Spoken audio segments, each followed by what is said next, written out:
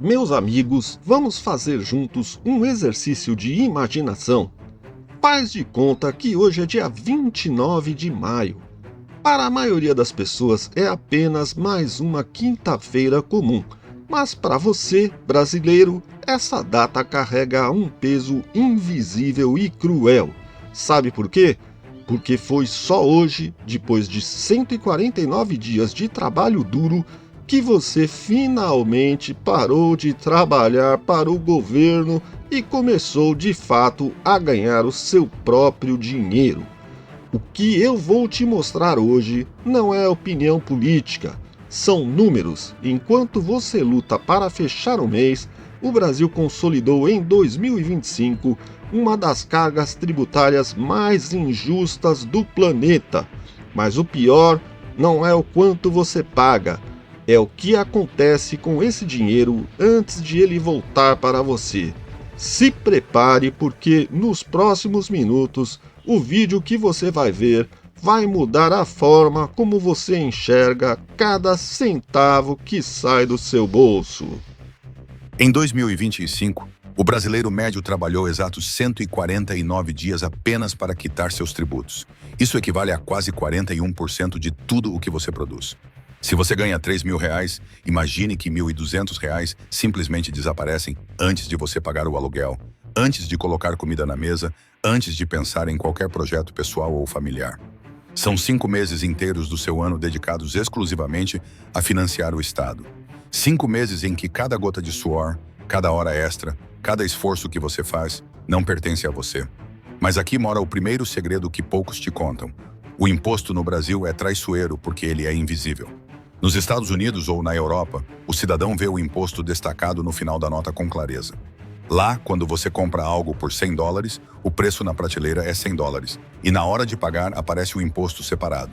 Você paga 110, 115, dependendo do estado. O cidadão sabe exatamente quanto está indo para o governo. Aqui no Brasil, o jogo é outro. O imposto está embutido, escondido dentro do feijão, do arroz, da conta de luz e do combustível. Você olha o preço na gôndola e pensa que aquele é o valor justo do produto. Não é. Metade daquilo, às vezes mais, é imposto camuflado. Sabe aquele celular novo que você está namorando há meses? Quase metade do preço é imposto. Um smartphone que poderia custar R$ 2.000 sai por 4.000. E você nem percebe que está pagando por uma carga tributária que inclui IPI, ICMS, PIS, COFINS e uma série de outras siglas que apenas drenam o seu poder de compra. Aquela gasolina que não para de subir, mais de 30% do valor que você paga no posto vai direto para os cofres públicos. Toda vez que você abastece, você está literalmente enchendo o tanque do governo antes do seu. Em 2026, com a entrada das fases de teste da reforma tributária, o cenário ficou ainda mais complexo. Estamos vivendo uma transição onde o PIS e a COFINS começam a dar lugar ao IVA dual, um sistema que prometia simplificar, unificar, modernizar. Mas a promessa de simplificação ainda não aliviou o peso na ponta final, o seu bolso. Na prática, o que temos visto é uma sobreposição de regimes tributários. Empresas confusas, contadores desesperados tentando entender as novas regras, e o consumidor final pagando a conta de sempre, só que agora com uma burocracia ainda maior para justificar. O mais irônico é que a reforma, que deveria reduzir a complexidade, criou uma janela onde convivem o sistema antigo e o novo simultaneamente. Resultado? Bitributação disfarçada. Você continua pagando os tributos do regime anterior, enquanto já começam a cobrar as alíquotas do novo modelo. É como se você estivesse sendo cobrado 2 vezes pelo mesmo serviço, mas com nomes diferentes. Agora, aqui vem a pergunta que não quer calar. Se pagamos como países de primeiro mundo, por que não vivemos como eles? A carga tributária brasileira é comparável à de nações desenvolvidas da Europa. Países como França, Suécia e Alemanha também têm impostos altos. A diferença brutal é o que eles entregam em troca. Lá, quando você paga imposto, recebe saúde pública de qualidade, educação gratuita de excelência, infraestrutura impecável, segurança efetiva, transporte público que funciona. Aqui, nada disso. O Instituto Brasileiro de Planejamento Tributário realiza um estudo anual chamado IRBES, Índice de Retorno de Bem-Estar à Sociedade. Ele mede o retorno que o imposto traz para a população, comparando 30 países. Pela 14ª vez consecutiva, o Brasil ficou em último lugar no ranking. Leia de novo, último lugar. 14 anos seguidos. Nós pagamos como a Suíça, mas recebemos serviços que muitas vezes nos obrigam a pagar 2 vezes. Você paga imposto de saúde embutido em tudo que consome, mas quando fica doente, precisa de um plano privado porque o SUS, apesar de heróico em muitos aspectos, está sobrecarregado, sucateado, sem recursos. Você paga por segurança pública, mas vive atrás de grades, câmeras, sistemas de alarme, condomínios fechados, porque confiar apenas no Estado para sua proteção é um risco que poucos podem correr. Você paga por educação, mas precisa tirar do que sobra, quando sobra, para pagar a escola particular dos filhos, porque a qualidade da educação pública na maior parte do país não prepara ninguém para competir de igual para igual. É o chamado imposto sobre o imposto. Você paga uma vez para o governo e paga novamente para conseguir, no setor privado, o que o governo deveria te entregar. Mas para onde esse dinheiro está indo, se não está voltando para você? Quem está ficando com essa montanha de bilhões que some todos os anos? Antes de eu te mostrar os números assustadores do desperdício e da corrupção só neste último ano, eu preciso te pedir uma coisa. Se você sente que esse tema é urgente e precisa ser espalhado, deixe o seu like agora. O YouTube só recomenda vídeos que geram reação rápida. Clique no joinha e mostre que você não aceita mais trabalhar 5 meses de graça sem cobrar resultados. Compartilhe com quem precisa entender isso. Conhecimento é poder, e esse poder está nas suas mãos. O rombo nas contas públicas em 2025 ultrapassou a casa dos 60 bilhões de reais. Mas não é apenas sobre o que é roubado diretamente. É sobre o que é mal gerido, desperdiçado, jogado fora por incompetência ou má-fé. Estamos falando de bilhões gastos em fundos partidários recordes. Valores que deveriam financiar a saúde, a educação, a segurança. Enquanto o saneamento básico patina e milhões de brasileiros ainda vivem sem água tratada ou esgoto coletado. Estamos falando de obras faraônicas que custam 3, 4, 5 vezes o valor inicial e nunca são entregues. Hospitais que ficam eternamente em construção. Estradas que viram elefantes brancos. Estádios de Copa do Mundo abandonados.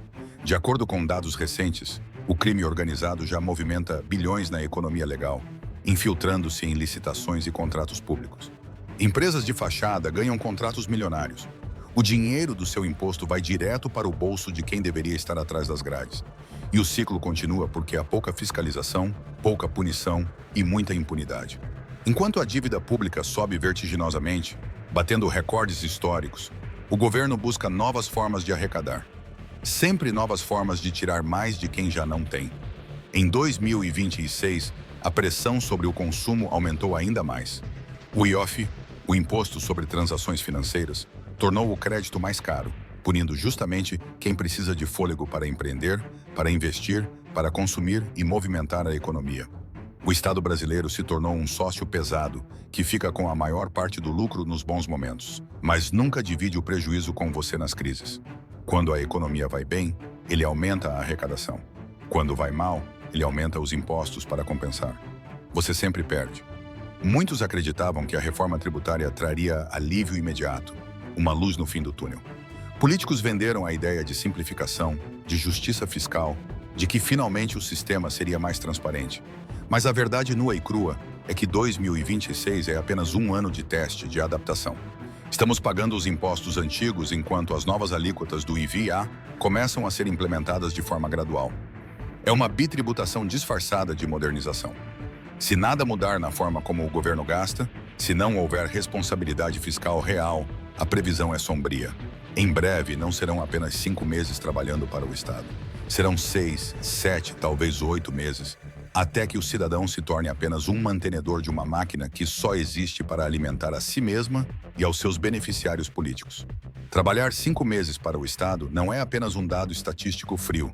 É tempo de vida roubado. São meses longe da família, horas de sono perdidas em trabalhos extras, sonhos adiados indefinidamente, projetos engavetados. É a aposentadoria que nunca chega, a casa própria que fica sempre distante, a viagem em família que nunca lhe acontece. É qualidade de vida sendo drenada sistematicamente, ano após ano, geração após geração. O primeiro passo para mudar essa realidade é a informação. Conhecimento, consciência. O Estado só cresce descontroladamente quando o cidadão se cala, quando aceita passivamente, quando não questiona. Mas quando o povo entende para onde vai o seu dinheiro, quando exige transparência, Quando cobra resultados, aí sim as coisas começam a mudar. E você? Já sentiu esse peso no seu supermercado este mês? Percebeu que o carrinho enche menos com o mesmo dinheiro? Sentiu o aperto na conta de luz, no combustível, no gás de cozinha? Comenta lá aqui embaixo qual imposto mais te revolta hoje, qual situação mais te indigna. Eu leio todos os comentários e quero saber a sua opinião, a sua experiência real. E se você quer entender como os bastidores de Brasília influenciam diretamente o preço do seu pãozinho, como decisões políticas impactam o seu dia a dia, assista a este vídeo que está aparecendo agora na tela. O conhecimento é a única arma que eles não conseguem tributar.